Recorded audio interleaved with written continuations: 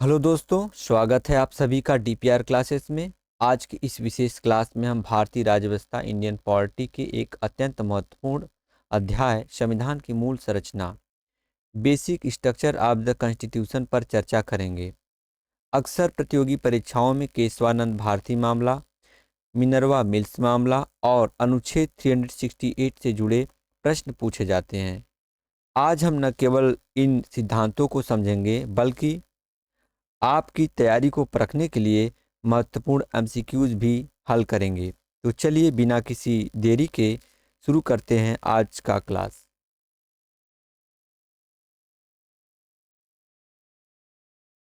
संविधान की मूल संरचना basic structure of the constitution से रिलेटेड जितने भी टॉपिक्स है उसको पहले हम देख लेते हैं। संविधान में संशोधन की शक्ति का उदय, शंकरी प्रसाद मामला 1951, गोलकनाथ मामला 1967, 24वां संविधान संशोधन अधिनियम 1971, केशवानंद भारती मामला 1973, इंदिरा गांधी मामला 1975, 42वां संविधान संशोधन अधिनियम 1976, मिनर्वा मिल्स मामला 1980, वामन राव मामला 1981, मूल संरचना के तत्वों की विस्तृत सूची, और लास्ट में हम एमसीक्यूज भी देखेंगे। तो पहले हम देखते हैं शंकरी प्रसाद मामला 1951।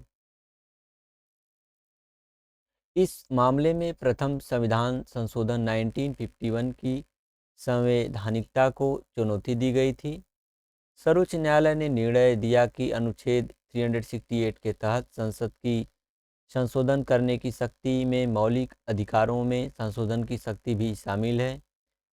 न्यायालय के अनुसार अनुच्छेद 13 के तहत विधि शब्द में केवल साधारण कानून शामिल हैं, संवैधानिक संशोधन नहीं। परिणाम स्वरूप संसद किसी भी मौलिक अधिकार को छीन सकती है या कम कर सकती है। नेक्स्ट है आपका गोलकनाथ मामला 1967। इस मामले में 17वें संशोधन अधिनियम 1964 को चुनौती दी गई थी। सुप्रीम कोर्ट ने अपने पिछले फैसले को उलटते हुए कहा कि मौलिक अधिकार अलंघनीय है। कोर्ट ने व्यवस्था दी कि संसद मौलिक अधिकारों को समाप्त करने या सीमित करने के लिए संविधान संशोधन नहीं कर सकती। न्यायालय ने कहा कि अनुच्छेद 368 के तहत किया गया संशोधन भी अनुच्छेद 13 के अर्थ में एक विधि है। नेक्स्ट है आपका 24वां संविधान संशोधन अधिनियम 1971। गोलकनाथ फैसले की प्रतिक्रिया में संसद ने यह अधिनियम पारित किया। अनुच्छेद 13 और 368 में संशोधन करके स्पष्ट किया गया कि संसद को मौलिक अधिकारों सहित किसी भी हिस्से को बदलने की पूर्ण शक्ति है। यह घोषणा किया गया कि अनुच्छेद 13 की कोई भी बात अनुच्छेद 368 पर लागू नहीं होगी। नेक्स्ट है आपका केशवानंद भारती मामला 1973।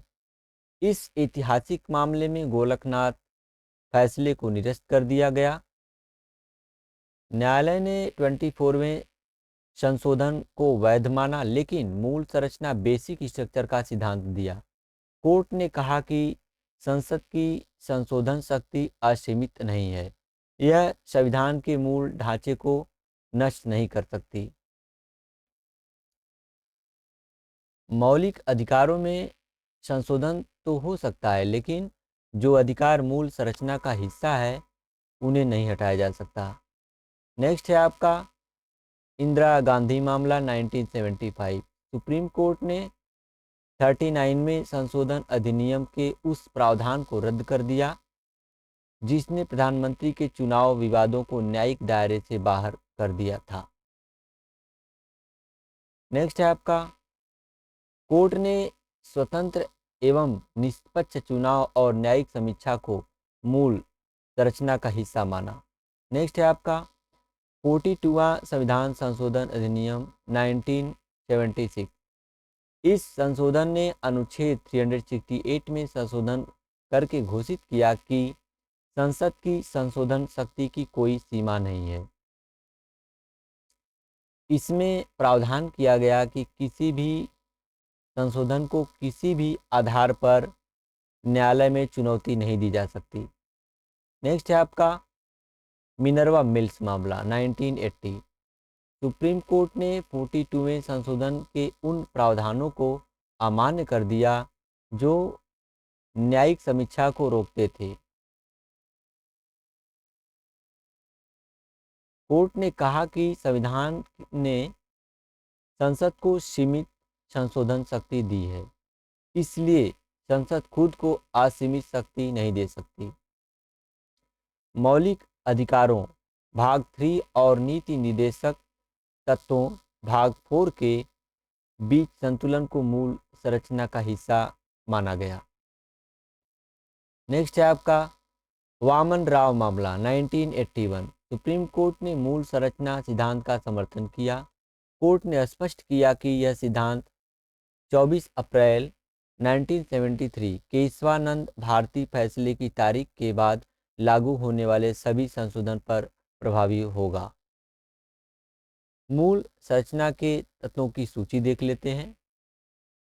संविधान की सर्वोच्चता, प्रभु लोकतांत्रिक और गणराज्य प्रकृति, संविधान का धर्मनिरपेक्ष चरित्र, शक्तियों का पृथक्करण, सेपरेशन ऑफ पावर्स, संघीय चरित्र, फेडरल कैरेक्टर, न्यायिक समीक्षा, जुडिशियल रिव्यू, संसदीय प्रणाली, कानून का शासन, रूल ऑफ लॉ, व्यक्तिगत स्वतंत्रता और गरिमा, स्वतंत्र और निष्पक्ष चुनाव,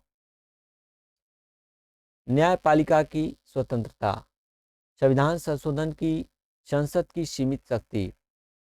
और जो टॉपिक हम डिस्कस किए हैं उससे रिलेटेड हम यहाँ पे एमसीक्यूज भी देख लेंगे।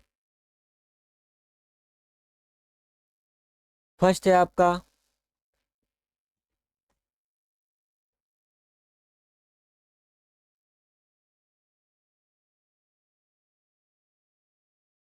किस मामले में सर्वोच्च न्यायालय ने यह निर्धारित किया कि अनुच्छेद 368 के तहत संशोधन विधि आर्टिकल 13 नहीं है? केशवानंद प्रसाद मामला, ऑप्शन बी करेक्ट है। नेक्स्ट है आपका मूल संरचना, बेसिक स्ट्रक्चर का सिद्धांत किस ऐतिहासिक केस में दिया गया था?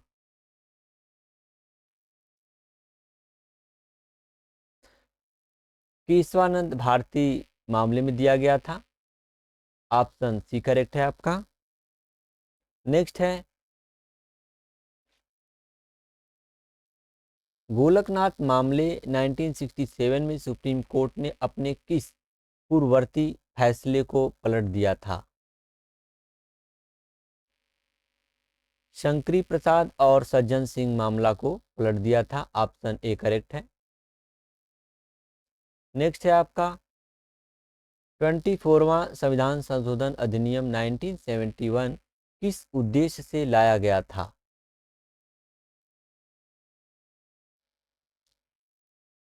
गोलकनाथ फैसले के प्रभाव को खत्म करने के लिए लाया गया था। ऑप्शन बी करेक्ट है। नेक्स्ट है आपका मिनर्वा मिल्स मामले 1980 में न्यायालय ने क्या स्पष्ट किया? संसद की संशोधन शक्ति सीमित है और ये स्पष्ट किया गया। ऑप्शन बी करेक्ट है।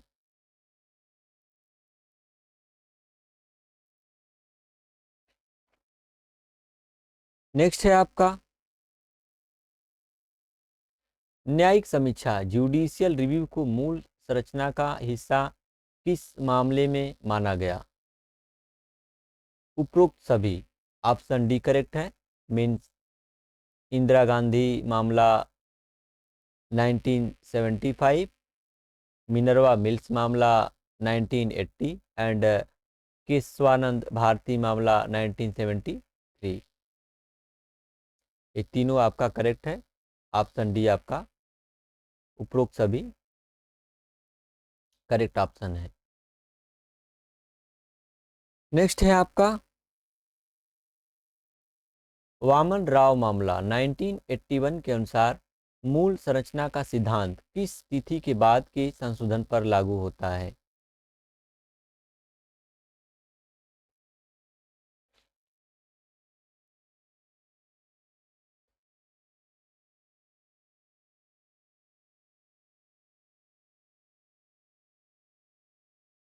24 अप्रैल 1973 ऑप्शन सी करेक्ट है। नेक्स्ट है आपका 42वें संविधान संशोधन 1976 के बारे में क्या सही है? क्या सही है? उपरोक्त सभी ऑप्शन डी करेक्ट है आपका। मीन्स इसने संसद को असीमित शक्ति देने का प्रयास किया, इसने न्यायिक समीक्षा को प्रतिबंधित किया, इसे मिनी संविधान भी कहा जाता है। तो ऑप्शन डी आपका करेक्ट है, उपरोक्त सभी। नेक्स्ट है आपका निम्नलिखित में से कौन सा तत्व मूल संरचना का हिस्सा नहीं है? मूल संरचना का हिस्सा नहीं है। तो इसमें आपका संसद की पूर्ण संप्रभुता, संसद की पूर्ण संप्रभुता, असीमित शक्ति, ये आपका मूल संरचना का हिस्सा नहीं है। ऑप्शन सी करेक्ट है।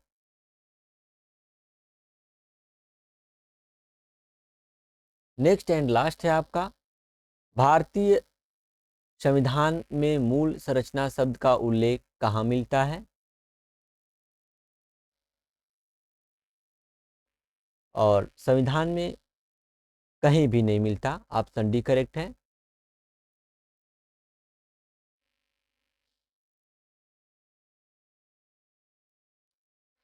तो दोस्तों ये थे संविधान की मूल संरचना से जुड़े कुछ सबसे महत्वपूर्ण प्रश्न। उम्मीद है कि इस वीडियो में आपको इस जटिल विषय को समझने में मदद मिली होगी। अगर आपको यह क्लास पसंद आई हो तो वीडियो को लाइक करें, अपने दोस्तों के साथ शेयर करें और डीपीआर क्लासेस को सब्सक्राइब करना न भूलें ताकि आप हमारा अगला क्लास मिस न करें। आपकी तैयारी को मजबूती देते रहें, अपनी तैयारी को मजबूती देते रहें। मिलते हैं अगली वीडियो में एक नए टॉपिक से। तब तक के लिए जय हिंद।